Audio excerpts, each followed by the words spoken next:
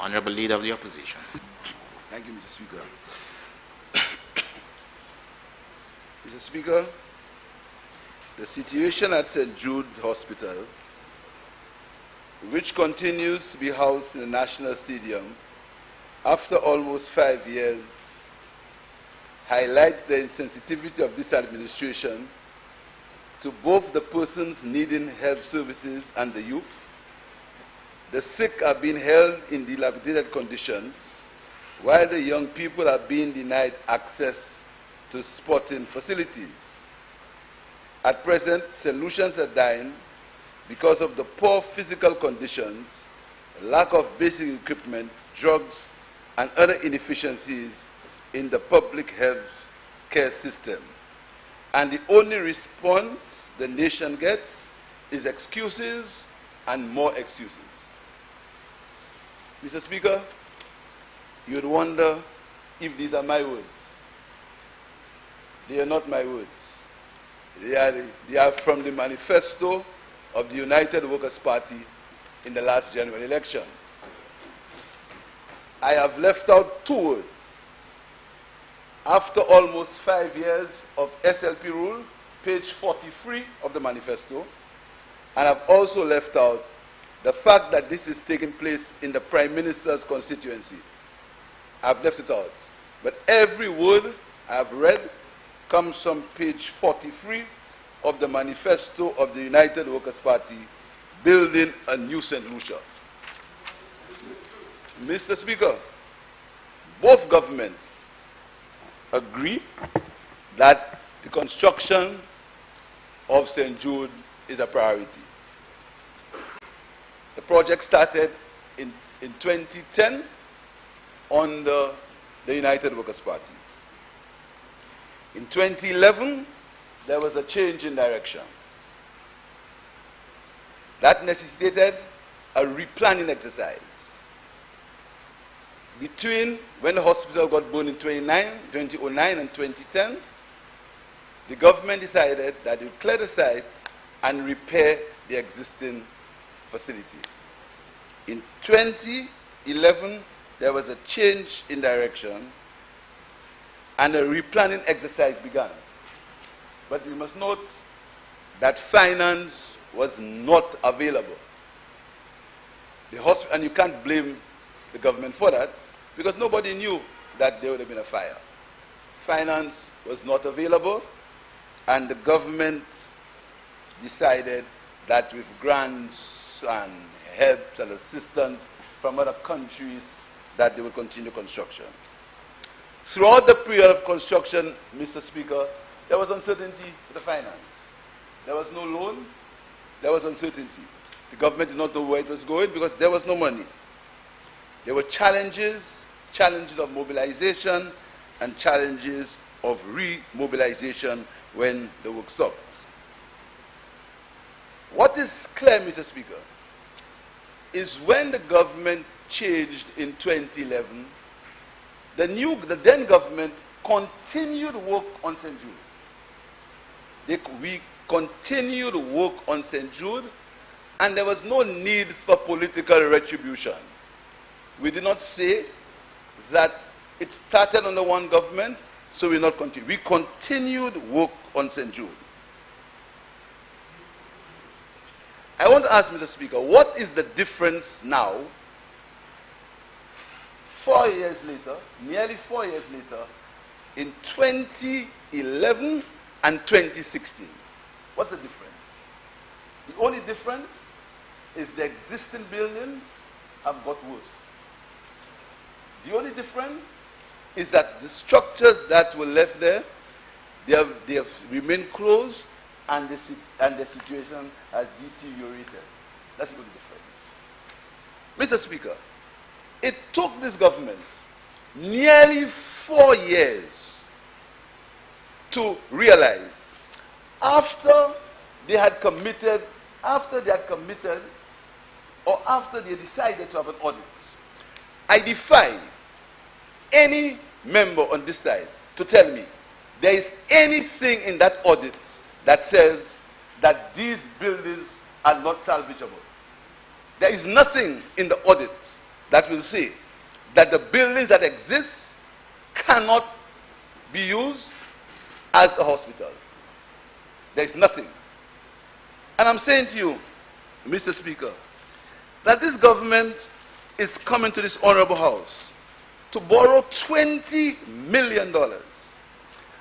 And I will tell you, Mr. Speaker, how much money that has been spent on St. Jude.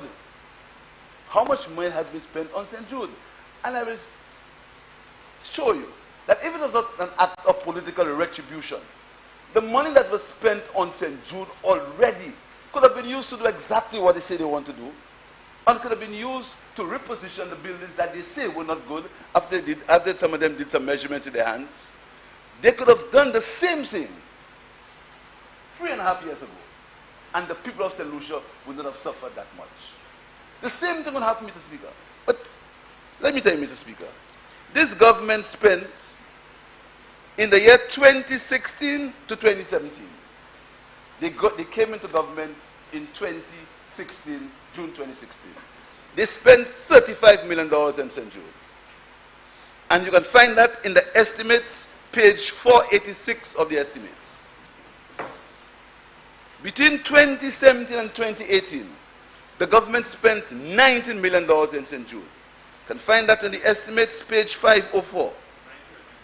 Between 2018 and 2019, the government spent $15 million on St. Jude. You can find it in the estimates in page 523. Between 2019 and 2020, the government spent $25.9 million in St. Jude. And you find it in the estimates on page 593. These were capital expenditure, not recurrent, not to run it. Capital expenditure. Now the government is borrowing another $54 million to build a new building after nearly 4 years, Mr. Speaker. Not forgetting they demolished 2 of the existing buildings. There's absolutely nothing that has come to this house, neither in the audit that they have commissioned, that said anything about demolishing any buildings. If you add it, Mr. Speaker, you'll find that, that since this government is in power, they have spent $59 million on St. Jude, plus the 54 that they are going to spend now, which is a total of $94.9 million on the St. Jude facility. And after 4 years, we still have not got a new hospital. But I will know what they'll tell you is, you all were there, you all did it too. Their audit report says that $118 million was spent on the existing building. The handover report says $98 million was spent. I give them the benefit of the doubt. Because, you know, they always have, I give them $20 million. What that means, Mr. Speaker, is that if you decide and you agree that $118 million was spent by the former United Democratic Party government and the St. Lucia Party government, $118 million, although the handover report says it was 98. A handover report that they kept secret. That means that from 2016, this government has spent, Mr. Speaker, this government has spent, Mr. Speaker, both on the repair of the stadium and the $54 million that they want to say they want to build a new block, which the Prime Minister said. And the Prime Minister also said he has not got the cost yet. The Prime Minister said that he has not got the cost of what is happening there. We are coming to this house to ask taxpayers to pay a loan of $54 million, but the Honorable Minister of Finance says he has not finalized the cost. That means, Mr. Speaker, that this government would have spent on the St. Jude facility $148 million. 54, which they're going to borrow, and 94 that they spent from 2016. You mean to tell me, Mr. Speaker, this government could not have taken that same money and repaired the buildings? Couldn't have taken the same money and do what they want to do now? Because since 2016, the Honorable Minister has been talking about a phased approach to St. Jude opening.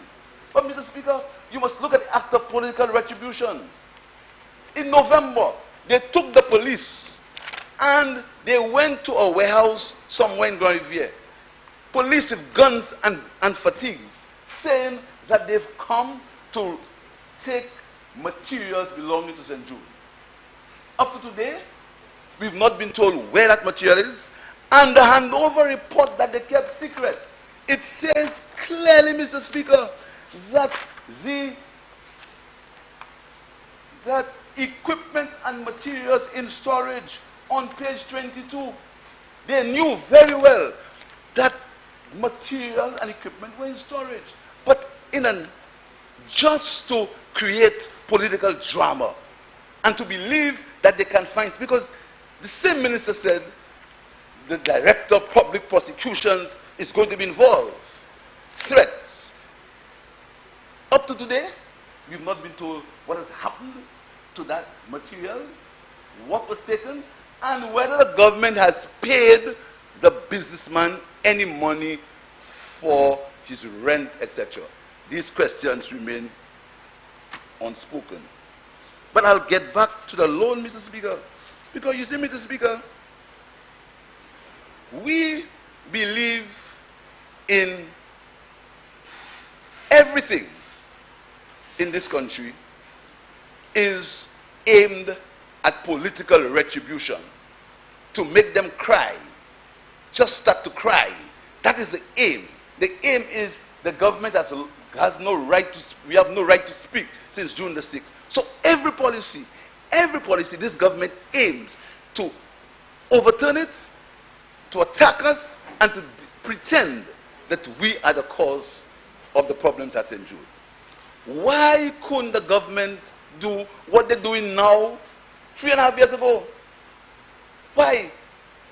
You in government, you have the authority, you have the power, why it took you nearly 4 years. But there is a famous quote, Mr. Speaker, and listen to the quote.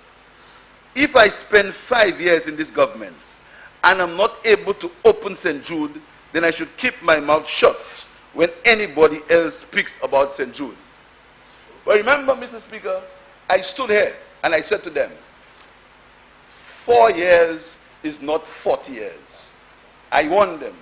I said to them, be careful, time is flying. And they laughed at me. I was a joke because they believed that 4 years was 40 years. Now, Mr. Speaker, 4 years is in June, and St.Jude is still not open. So what do? You hurry and you demolish 2 buildings. You hurry and you appoint a contractor, no tender. Now, I'll tell you what they'll see. You all were there, you all do it too. Can he sign? Can he sign? You know why? The reason why, that's what mean for them. The reason why Kenny signed and the honorable member for Castries North signed is because the construction was being done on a basis when you get money, you sign a contract. But you had 4 years. You've been saying that for 4 years. And I'll tell you something, that you all signed more direct awards. You all signed more direct awards than the Honorable Dr. Kenny Anthony. You all signed more direct awards than Honorable Kenny. And if you did not sign more, so, you know why? Because they had 4 years. You mean tell me this government could not put on tender for everybody to tender, for everybody to see reconstruction works, mashing up of 2 buildings at St.Jude, tender, let contractors tender to demolish 2 buildings? You think they couldn't put for tender building of a new superstructure? No, nobody knows. Nobody knows. $54 million, nobody knows. Today, we are hearing that it's a firm from Taiwan. I want to know if it's a firm from Taiwan that demolished the 2 buildings. And I want to know where is the engineering and architectural decision that says that these 2 buildings ought to be demolished. But I'll tell you something further, Mr. Speaker. We also heard that the Prime Minister, by his own admission, said he does not know the cost of the construction. You have spent $94 million in 2016. You want to come to this house to borrow another $54 million, but you stand and you say you do not know the cost of construction of what's happening there. Mr. Speaker, who is supervising what's happening there? Who is supervising it? Who is supervising it? Who is supervising? I'm putting it to you that there's never any tender for the supervision of these buildings.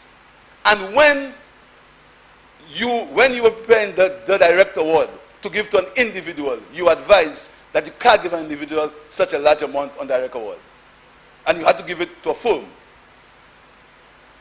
Because, very true, because you are paying, you chose somebody to supervise this massive construction because you were getting difficulty in getting it supervised otherwise. So you had to pay somebody extra to supervise what's happening there. And no tender. And you sit and you laugh because you're in control, you're powerful. You sit and you laugh. Leader of the opposition. Speak through. You are spending as if this government as that money belongs to them. You understand? Now the 40 years that they thought they had is coming for you. So everything is going crazy because the 4 years is there. June is here. And if it's one thing that they cannot stop, is time. You can victimize, you can be vindictive, you can threaten, but you cannot stop time. So tomorrow is Wednesday. And this is the reality that they are faced with. Face it, that reality now. We are in a major hurry to compete St. Jude.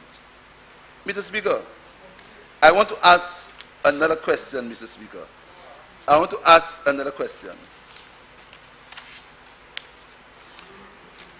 Mr. Speaker, can the government say that they have any approved plans for what's happening there?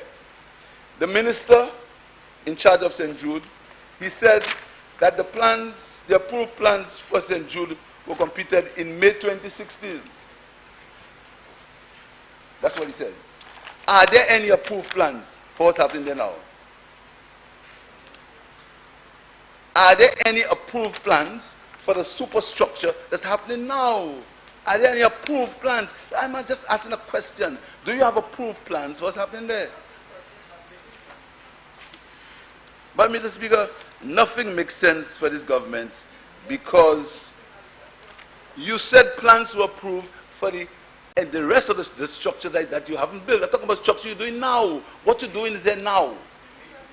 In May 2016, Mr. Speaker, this minister said, all right, the plans for approval for St. Jude, agreed, was submitted in March 2016 to DCA. Have you was submitted in March 2016? But the point I'm making to you, what has happened now? What is happening now? Are the plans approved? Mr. Speaker, are the plans approved now? Do you have approved plans for what's happening now? Do you have approved plans for what's happening now? If there are approved plans for what's happening now, I'll welcome it. How did you choose the contractor if you do not know the price? So what's the contractor working on? You do not know the cost of construction, we have chosen a contractor. So how are you paying him? Plus. You see, the emphasis is on the plus. You do not have a contractor. You do not have a contractor, but you have a contractor, but you don't have any costs. Mr. Speaker, these are the things that this government wants to push down St. Lucia's throat. Because the whole story is, let's do all we have to do because St. Lucians, we can make, the government is working. So give us 5 more years to complete the work that we started. 4 years. You spent $98 million on St. Jude. You have not completed it, but now you come with people, and you promised the people that you would complete St. Jude. But Mr. Speaker, do you know that there are buildings at St. Jude that were built specifically for isolation and quarantine? In that structure there are buildings there that were built for isolation and quarantine. In that very structure, when we talk about quarantine in Rat Island. In that same structure, Mr. Speaker, there are buildings built for quarantine. In these 27 buildings that are there. Mr. Speaker, if this government did not want to act, an act of political retribution, to try to make people suffer because they believe that the South is soft and they don't make people suffer, they would have done what they are professing to do now 3 years ago. They would have done it 4 years ago. But they've waited now, and sometimes you have about 24-hour shift, then you have about 48-hour shift, then you have about all kinds of shifts, just because time, that element of time that they didn't think was flying, is flying now. So as I've said, the amount of sword-turning ceremonies you'll see between now and the end of this year are going to be out of this world. Projects. You see what's happening in Parliament now, whole hour of projects, and you'll have all kinds of statements because time. That's the problem, Mr. Speaker, time. So everybody's out. Everybody, television, radio, time. Because they believed that they would have been in power forever. So all the surrogates are out. Everybody's out, writing, reading, exercising. Not like me though. But see, Mr. Speaker, the people of St. Lucia and the people of the South will never forgive you for St. Jude. They will never forgive you for how you made them suffer for the St. Jude Hospital. They'll never forgive you. And no matter what you try, the people will remember that you kept them, you stopped construction on the hospital when there was no reason for you to stop construction. You stopped construction, you allowed them to suffer, you spent $94 million, you spend another 54, and they still have no hospital. And what you're doing there, you say you do not know the cost of it. But Mr. Speaker, life and karma has a serious way. Karma. You see, you can say what you want. You can come and call the name of the Lord thy God in vain. But karma has a way of hitting you. And you don't even know when it hits you. God, those who profess to be these big Christians, when they go back at their homes and they sit and reflect and say to themselves, am I really what I say I am? But Mr. Speaker, I believe now that the crisis in health has now multiplied because of the coronavirus. And Mr. Speaker, it's a sober moment that we should all reflect on. We have serious challenges in health. The lives of the people are at stake, and our economic livelihood is also at stake, Mr. Speaker. We must be sensible in our approach, Mr. Speaker. I want, Mr. Speaker, to offer the government a little bit of advice. Although they have made it clear, the Prime Minister has made it clear that he doesn't listen to anything anybody says. We've lost our right to speak from June the 6th. He has made it clear. I want to advise the government, Mr. Speaker, to establish a virus hotline. And the same way that they found money to give Ojo Labs, I want to advise them to set up a fund to assist businesses and employees who are going to be impacted by this looming crisis. Because you know what's happening to the cruise lines. I understand that bookings in the hotels have dropped. Employees are going to lose their jobs. The same way that we could find money to give Ojo Labs, I want the government to consider establishing a fund to help these workers who are going to lose their jobs. I want to say to the government, Mr. Speaker,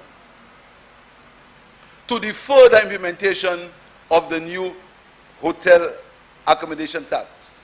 Defer it until the situation has settled and we know what's happening to our arrivals. Because they come and they boast about the best tourist season ever. When we warn them, when we caution them that tourism revenue, and when we caution them that when you just take a simple multiplication and multiply airport departure tax by passengers and say, we have $1 billion, that doesn't work. There is sensitivity and there is responsiveness. You have to check on the sensitivity. What will happen if there's a movement? Because you cannot control arrivals. This virus has shown us that we cannot control arrivals, Mr. Speaker. So I want to tell this government to defer the implementation of the accommodation tax. And I also want to tell the government, although it might be falling on deaf ears, to reconsider that $600 million loan for the airport. I'm not going to say anything more on that, Mr. Speaker, for now. Just want to warn them that the calculations that they made, multiplying arrivals by departure tax, we will look at it, because that situation has shown that that is not as stable as they think, Mr. Speaker. Finally, Mr. Speaker, I believe that this motion this afternoon, Mr. Speaker, is because of the lack of empathy of this government, because of the desire to commit political retribution, to make us pay, to make us cry. That is why this motion is here today. The situation at St.Jude could have been resolved a long time ago. They found $94 million to spend. $94 million they spent between 2016 and 2019. If they had just continued work at the existing site, St. Lucian's would be, and the people of the South would have been enjoying a brand new hospital at this point in time. It's an inefficient use of resources, it's misguided priorities, Mr. Speaker, and it's too much of a need for vengeance. Vengeance. That's why we are here today. The only people that are going to suffer are the people of St. Lucia and the people of the South, Mr. Speaker. Whereas I support improved health care, I support the fact that St. Lucia, we need a new facility. I'm saying because of the government's inefficiency and their failure to continue construction, to continue work at the St. Jude site, we are in this position today. I thank you very much, Mr. Speaker.